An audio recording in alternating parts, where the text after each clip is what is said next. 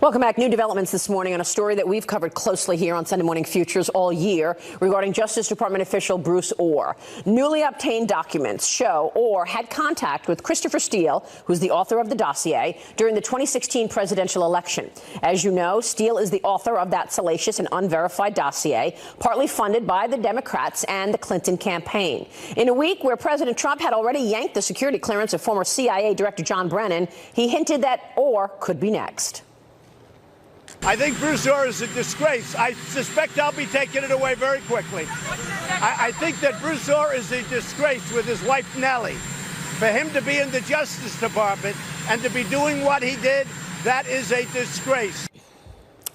Now, Ohr will go before Congress 9 days from now for a closed-door interview. My next guest is the lawmaker who will lead the questioning. Joining me right now is Congressman John Ratcliffe. He is a member of the House Judiciary and Homeland Security Committees. He is also a former federal prosecutor. Congressman, it is a pleasure to have you this morning. Thanks so much for joining us. Always good to see you, Maria. Let's talk about Bruce Ohr, why he is at the center of this situation now. And in your target, you're going to be leading the questioning. What do you want to hear from Bruce Ohr? So remember, Maria, how bad it was when we all found out there was this unverified dossier that was used as a basis to gain a warrant to surveil someone associated with the Trump campaign, Carter Page. And it got worse when we found out that that dossier was paid for by Hillary Clinton and the DNC. But little did we know that some of that money that Hillary Clinton and the DNC used to pay for the dossier ultimately ended up in the account of the number 4 person at the Department of Justice, Bruce Ohr, and his wife, Nellie Ohr, who was retained and paid by Fusion GPS to work with Christopher Steele to help create that dossier. So next week, I'm going to sit down with some of my colleagues with Mr. Ohr and give him an opportunity to explain exactly how that came to pass, and more importantly, who at the Department of Justice authorized it. Yeah, it's pretty extraordinary, everything that's coming out. And after the president fired Jim Comey, there was this very auspicious text from Christopher Steele to Bruce Ohr that we want to show you. He says, "We're very concerned about Comey's firing, afraid they will be exposed." What does this text mean? We're very concerned about former FBI Director Jim Comey's firing, afraid they will be exposed. Well, that's one of the first questions that I'll ask Bruce Ohr. I would like to tell you that's the worst of the text messages that we've seen, Maria, but there are other ones that are equally troubling that relate to the firing of Sally Yates and the impact that that may have. And that leads to some questions. Bruce Ohr was the deputy to the Deputy Attorney General. So for part of the relevant time period, that was Rod Rosenstein. Rod Rosenstein has testified unequivocally under oath that he had no knowledge that Bruce Ohr was in any way involved with the Russia investigation and in no way authorized it. Yeah. So it begs the question whether or not Sally Yates, who held that position before Rod Rosenstein, was aware of that fact. I want to ask you about that because Sally Yates signed off on the warrants. Hold that thought. John Ratcliffe will be right back. Welcome back. We are back with my guest, Congressman John Ratcliffe. And Congressman, you were talking about Sally Yates before we went to the break, and this is a really important point. I want you to make it. She signed off on the first 2 warrants to wiretap Carter Page, correct? She did, in October of 2016 and in January of 2017. So tell me why she's important here, because Bruce Ohr was profiting from the dossier, and he was reporting to Sally Yates. Right. So he was the deputy to the Deputy Attorney General during that period of time. So the real question that we need to find out from Mr. Ohr was he just a rogue employee acting improperly on his own, or did he have some authority from within the Department of Justice? And was Sally Yates aware of what he was doing? Remember, when she was certifying those applications to the FISA court, she was verifying the dossier itself. And so if she knew, in fact, of Bruce Ohr and Nellie Ohr's involvement with the dossier and forgot to say, oh, by the way, my deputy's wife helped prepare the dossier and they were paid for it, well, then under the rules of the game, how does that go? Do not pass go, do not collect $200. What comes next? Yeah, she'd have some splaining to do. So will you be requesting to speak with Sally Yates as well then, Congressman?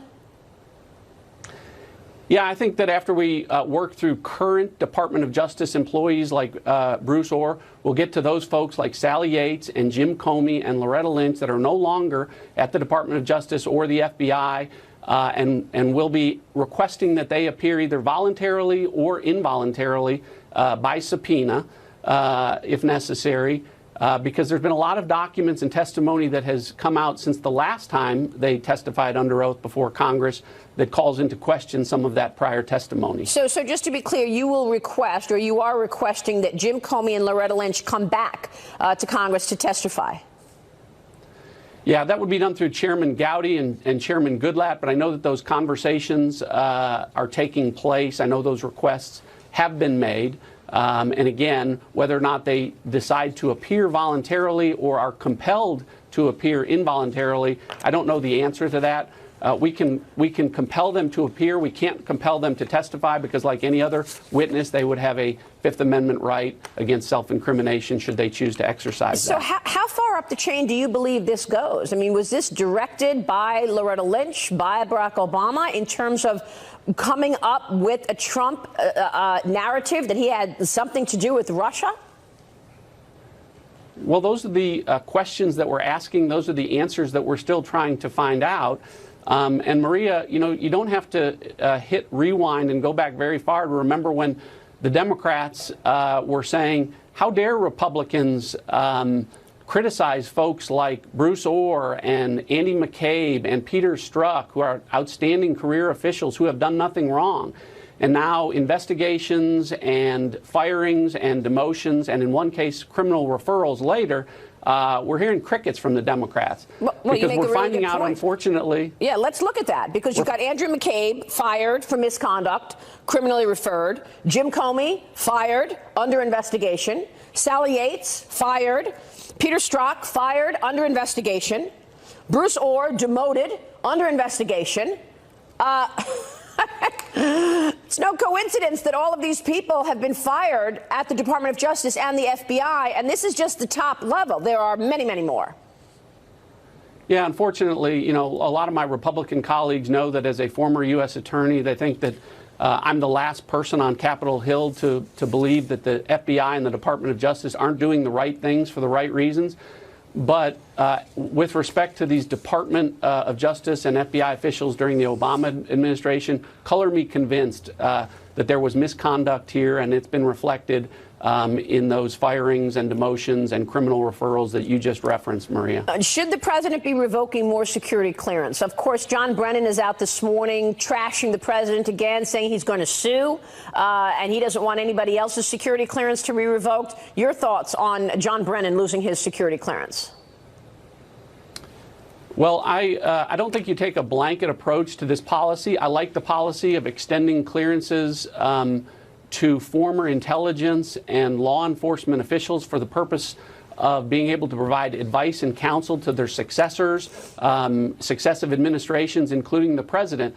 But in John Brennan's case, he clearly wasn't advising and counseling. He was leveling accusations, as Rudy Giuliani just said, accusations of treason. He said that Donald Trump was a despicable demagogue who belongs in the dustbin of history.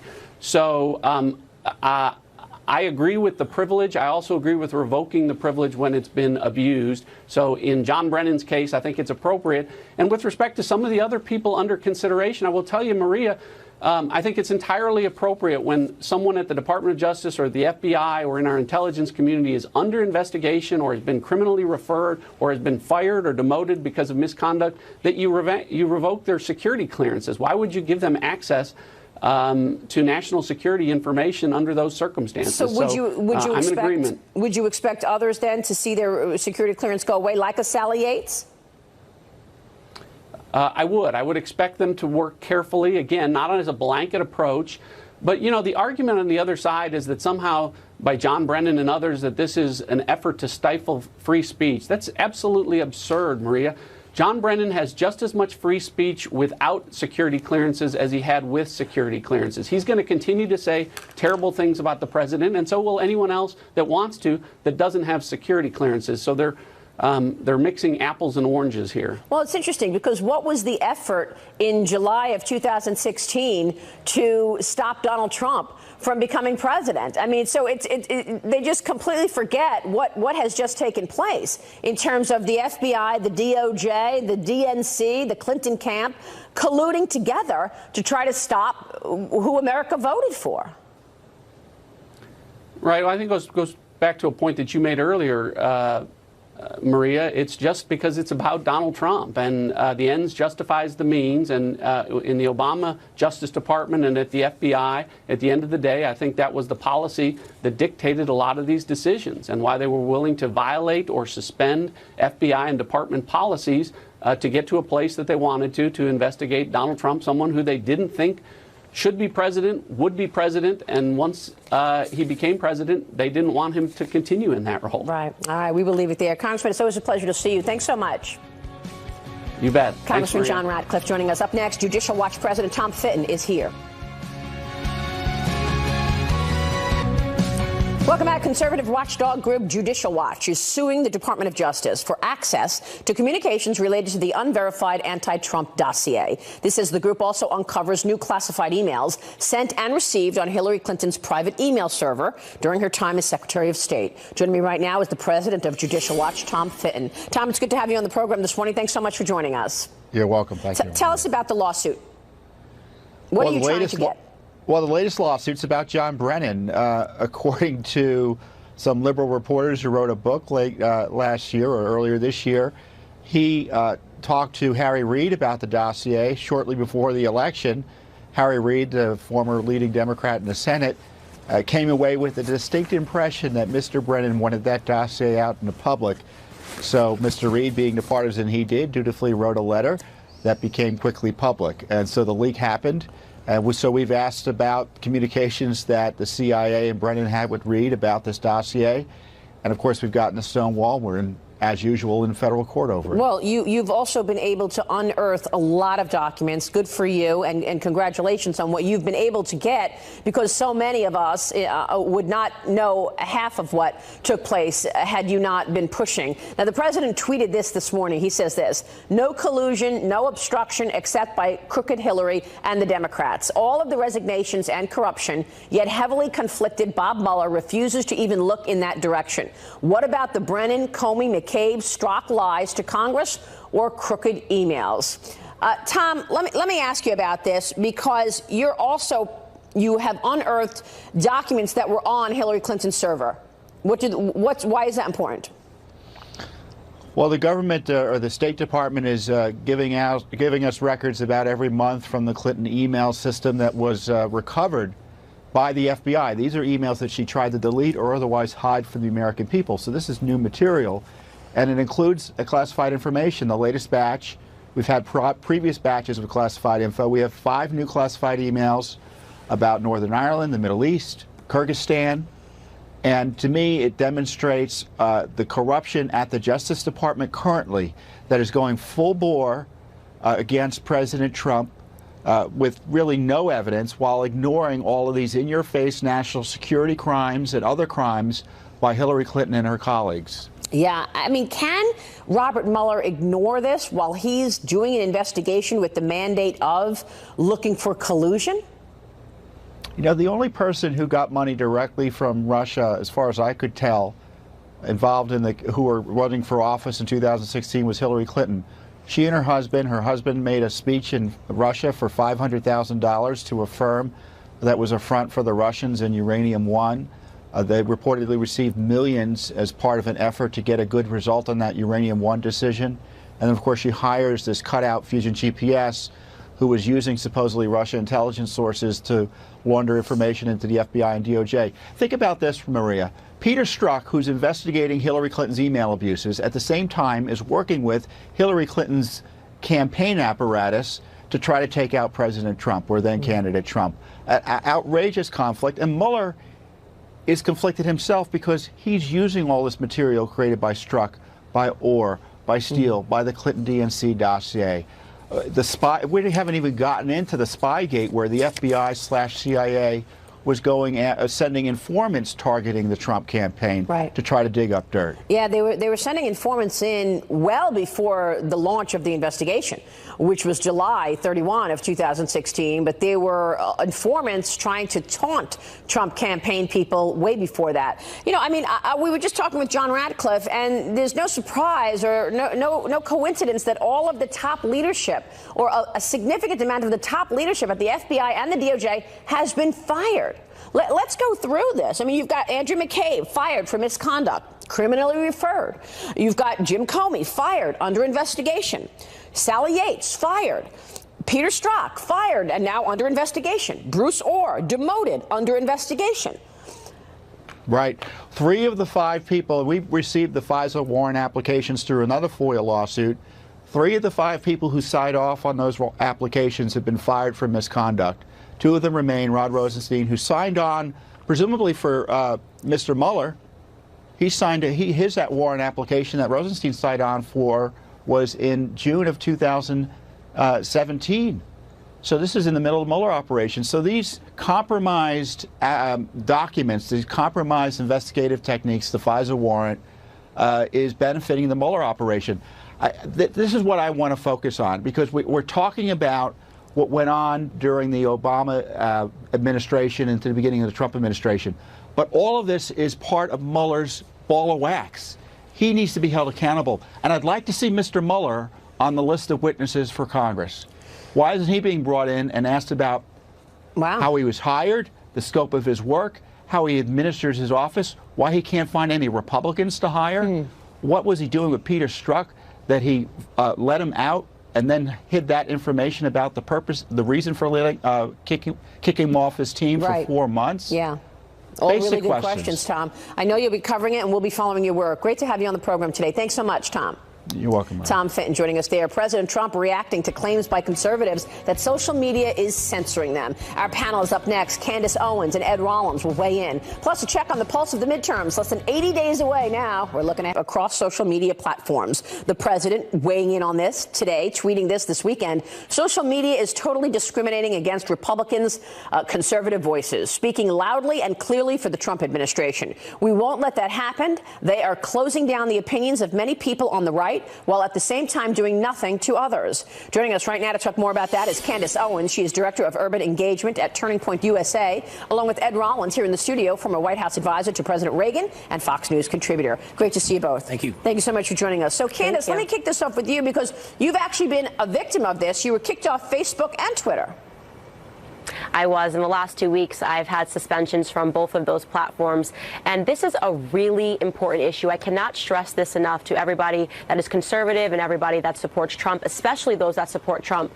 I think what they're starting to understand is they're trying to assess how Trump won.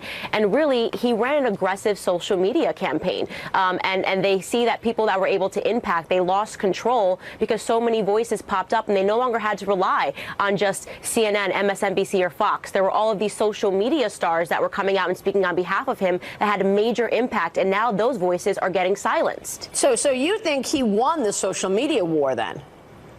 That is exactly right. He won the social media war, and that's what they see as the biggest threat for them going into midterms and heading into the re-elect in 2020. So it's incredibly important that we speak out all the time. People said, oh, it's Alex Jones. He's a conspiracy theorist. That does not matter. The implication here is that Spotify, YouTube, and Facebook on the very same day banned somebody off of their platforms. That means that they are working together. You know, one of the issues, Ed, is that I think the detractors of President Trump are going insane because he's having such good outcomes. I mean, his economic policy has produced 4.1% economic growth. We've got the lowest unemployment that we've seen in decades, lowest unemployment for the African-American community ever. And so they're out of their minds that the outcomes are so positive going into the midterm elections. Well, equally as important, and a lot of people said the social media that he used, his tweeting and what have you, was detrimental to him. It was not at all. He has dominated for the last 2.5 years. No president, no candidate has ever dominated the media, both both the cable news, the social media, what have you. He understands it well. His people understand it well. And I think to a certain extent they see it as a threat. Every day people are sitting there waiting for his tweet to respond one way or the other. And if all of a sudden it's a one-sided game in which you stop the people who are supportive of him, then it's not fair, and it's certainly a violation of those people's rights. Yeah, but Candace, I mean, you've got a lot of shaming going on. I mean, the left, their main strategy is just to shame you, name call, so that you just go away and stop talking positively about Trump's policies.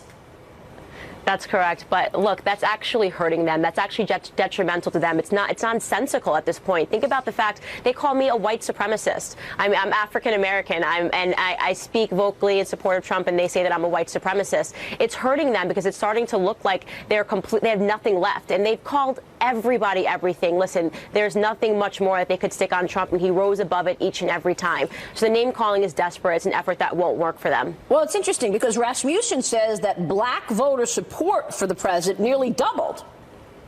That makes me smile, yes. So that means that despite the fact that they have called everything and everyone racist at every single term, the black community is no longer listening. Do you want to know why? Because the results are in and he is helping us. We are on the rise. We are getting jobs. He's attacking the illegal immigration issue, which negatively impacts the black community. So at the end of the day, results speak louder than words. Nobody knows the elections better than you. What are you seeing in terms of the midterm elections, Ed Rollins? We've got 80 days left. Well, there's a lot going to happen the next 80 days. Historically, in the last 21 midterm elections, the president's party has lost 30 seats and 4 Senate seats. That's not going to happen. I'll predict that right today. Really? We may lose 5. We may lose 10. You're going to lose some seats just because of the makeup of the Congress. But it's not. There's no blue wave out there. The Senate, which we had big opportunities, have not turned out to be quite so. There's probably 5 to 8 Senate seats on both sides that are in play. I think we'll hold the Senate. I think we'll hold the House. Margins may be smaller in the House, but it's certainly going to hold it. Wow, these are big predictions. All right, let's take a short break. Sure. We've got more time with Candace Owens and Ed Rollins, and I want to get your take on what races in particular are Owens and Ed Rollins with a look at the midterms, the economy, and the GOP message. Candace, with this focus now on conservatives possibly being censored, we're expecting people like Jack Dorsey, CEO of Twitter, and others, Sheryl Sandberg, to testify in front of Congress in the fall. What would you expect from that? Do you think this changes? Here's what I'll say. I actually think that Twitter is a bit of an anomaly. I don't see them working in cahoots with Facebook and the other platforms. And I know personally that Jack Dorsey has reached out and Twitter has reached out to a lot of conservatives and had meetings behind closed doors in trying to at least begin talking about fixing this problem. He actually has the biggest platform for conservatives in general. I myself have had conversations with Twitter. So I'm holding out a candle for Twitter, and I'm hopeful that they are trying to make some changes. Not as nervous for them, but it is, as I said, the most important issue. Facebook is a problem. I think that they are trying to intentionally go against conservatives and silence voices. We saw this week with PragerU. I mean, is there a safer conservative platform aside from their videos? They are straightforward, they are direct, they are non-confrontational, and somehow they got banned and shadow banned from Facebook. That's extremely problematic, even though Facebook did issue an apology.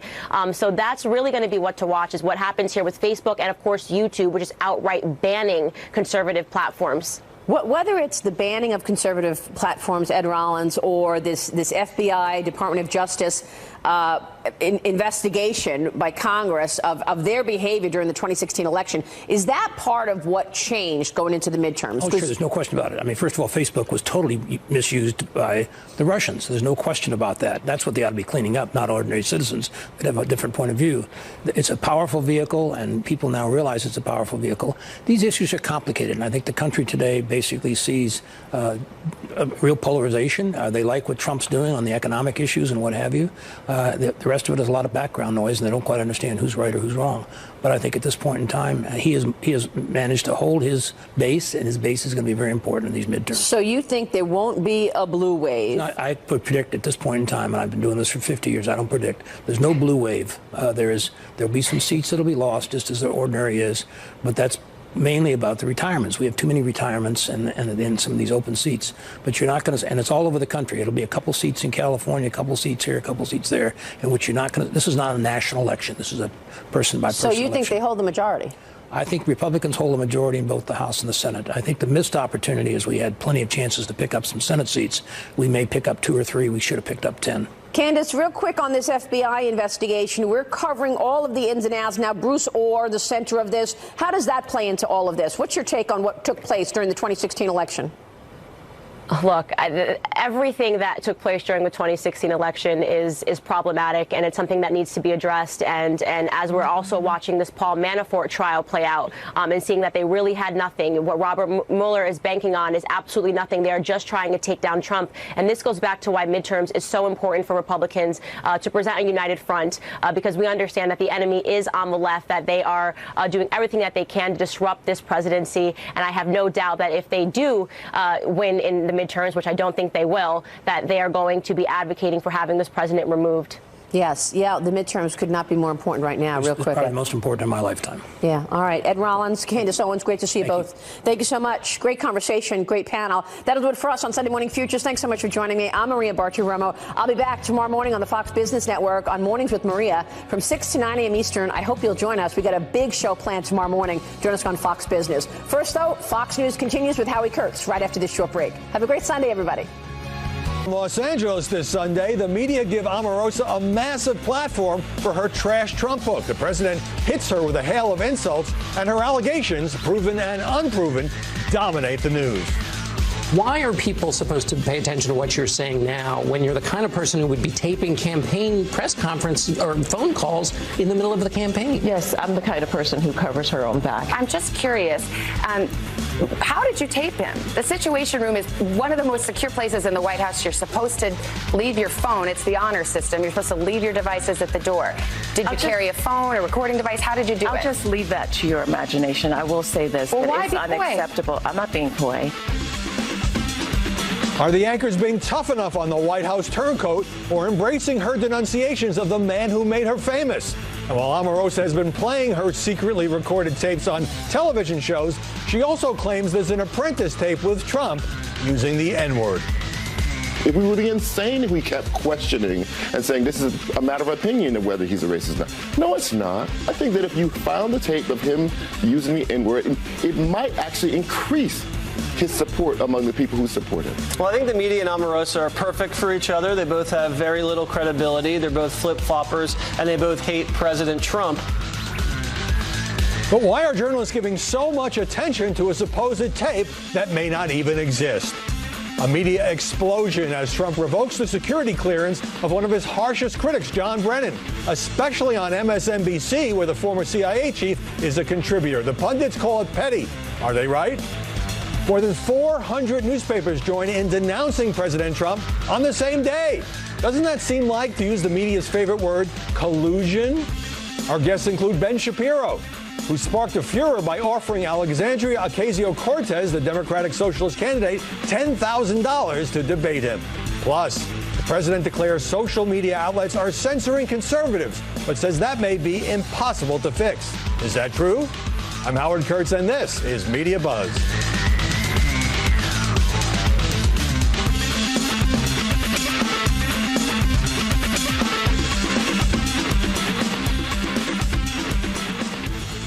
Omarosa Manigault Newman has been on NBC and CBS and PBS and repeatedly on MSNBC, pushing her book denouncing President Trump as unhinged and rolling out one secretly recorded tape after another, such as this one, with the president after John Kelly fired her in the Situation Room. Omarosa, what's going on? I just saw on the news that you're thinking about leaving. What happened? General Kelly came to me and said that you guys wanted me to leave. You know, they run a big operation, but I didn't know it. I didn't know that. Yeah. Damn it. I don't love you leaving at all. She called him a liar for pleading ignorance of her dismissal, and the president responded by saying the fake news media will be working overtime to make even wacky Omarosa look legitimate as possible, and also by calling his former aide a crazed, crying lowlife and a dog. The president called you a dog this morning. What's your reaction? I think that it just shows you that if he would say that publicly, what else would he say about me privately? He has absolutely no respect for women, for African Americans. Joining us now here in Los Angeles, Ben Shapiro, editor-in-chief of DailyWire.com and a syndicated radio host and columnist. Christina Bellantoni, a former LA Times editor who now runs the Media Center at USC's Annenberg School of Communication. And Adrian Elrod, a Democratic strategist who's been attending a lot of Hollywood parties here. Ben, a number of anchors have challenged Omarosa at times in these interviews, but at the same time, they are giving her a huge platform to condemn the president she once praised. What do you make of it? Well, I mean, she's getting the strange new respect that accrues to anybody who's inside the administration, then leaves the administration and bashes the administration. And that's not particularly surprising. I mean, she's a story, obviously, but when half of the conversation is about a tape that doesn't exist or may not exist or we have no evidence of existing, that's where you start to get into troubling waters. Because the fact is, what she says that she heard, that's news. What she says that she has on tape, that's news. But it's not really news when you say that you may have heard that there may be a tape at some point that you may have heard, and then this becomes the cause of conversation for an entire week. I agree with you fully particularly on the last point. Are much of the media just sort of irresistibly drawn, not just to the drama of former Apprentice star, former senior White House aide, now turning on her former boss, but also kind of embracing her anti-Trump narrative?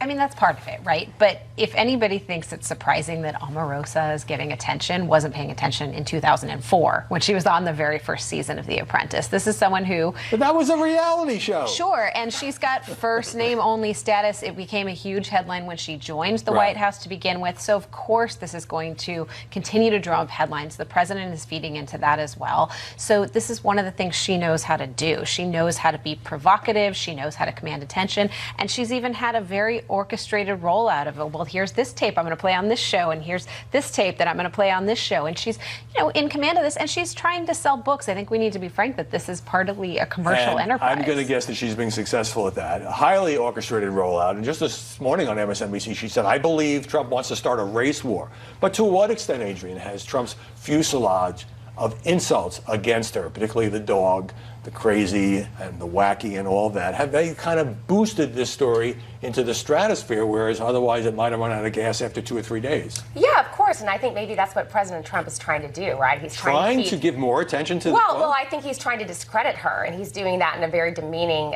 way. But look, typically somebody like this would not, a disgruntled staffer would not get this kind of coverage, right? The difference here is that Omarosa has known President Trump for 15 years. She's got tapes.